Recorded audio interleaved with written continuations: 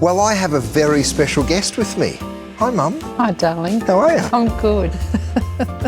What I thought was we'd do a ham, which isn't traditional in our household. No, we usually do pork. I do love a good ham and I love a nice glaze. I like having you as my sous chef. Thank you. For once I get to boss you around. All right, so I'll get to work on the ham. Here's what you do. You first of all, you just score it. So I just go through it like that. You need a nice sharp knife. You need a nice sharp knife. You go all the way around. And then you kind of peel all of this stuff off. And while I do that, Mum, why don't you make the glaze? Sure. So start with the butter, throw it into your pan. I turned your pan on just before we started. Okay. Maple, Dijon mustard, some orange juice, some lime juice, and your favourite? Ginger. Ginger. Smell that. Love.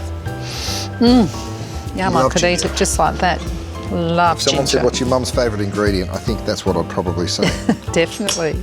So with this, you can really just use your finger and you just kind of go underneath. But see how it's tearing the fat there? You don't want that to happen. Okay. So you just give that a little trim, push the fat back. And you can also do it in sheets, so you can kind of start like that. Well, that's a and good then idea. Come back and do that piece next. That looks easier for me. Yep.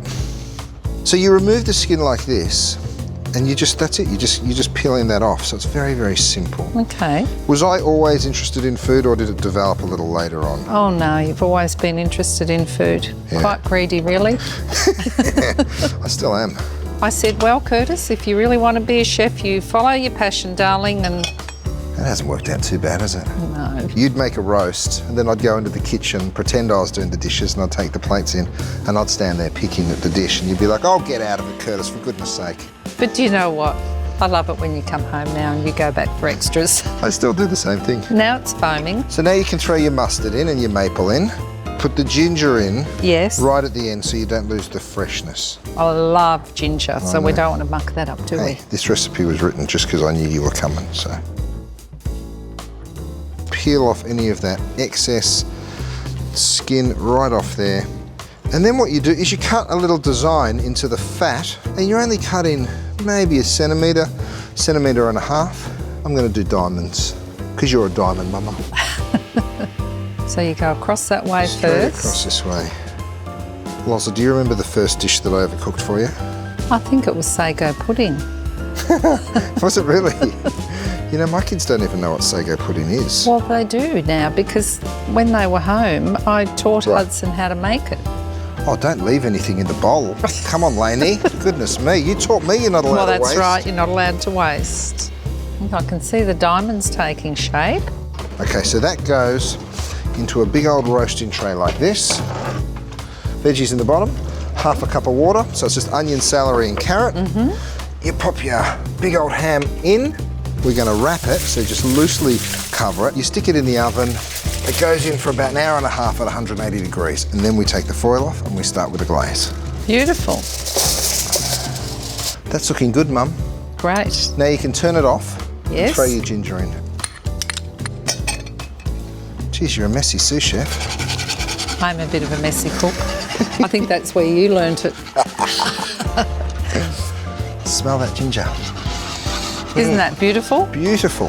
So that's it, you let it sit. Once the ham comes out, we do a little art project, we do a little painting. Lovely. Here it is. Whoa. Oh, yes. Can I start? Baste that little piggy. Oh, looks lovely. And it's thickened up the sauce, hasn't It has. See all of those little diamonds that we cut? That's now going to, oh, the flavour of that. Yum. I'll I stick really my like- finger in a minute and have a little taste. I really like the ginger. Oh, look at that big piece of ginger there. Yum. Hope I get that sliced. So, we'll stick it back in the oven, and then every 15 minutes we take it out and reapply the baste. Oh, okay. Yep, this time uncovered. Oh, thanks, Mum.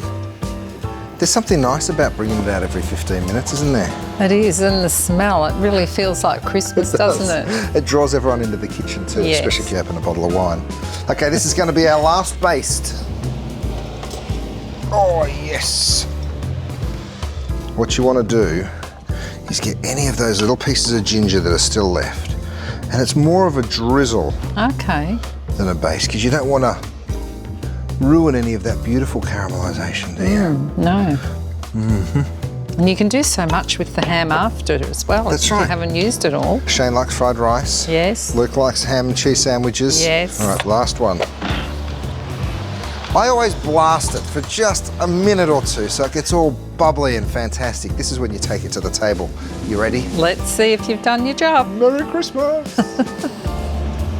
Oh yes. Oh yes. That looks amazing. Mum, your ham looks bloody delicious. I like how you've given it a little handle to carve. You've always been quite crafty. Well, you do have to present things nicely, don't you? She's actually a member of a group called the Crafty Women.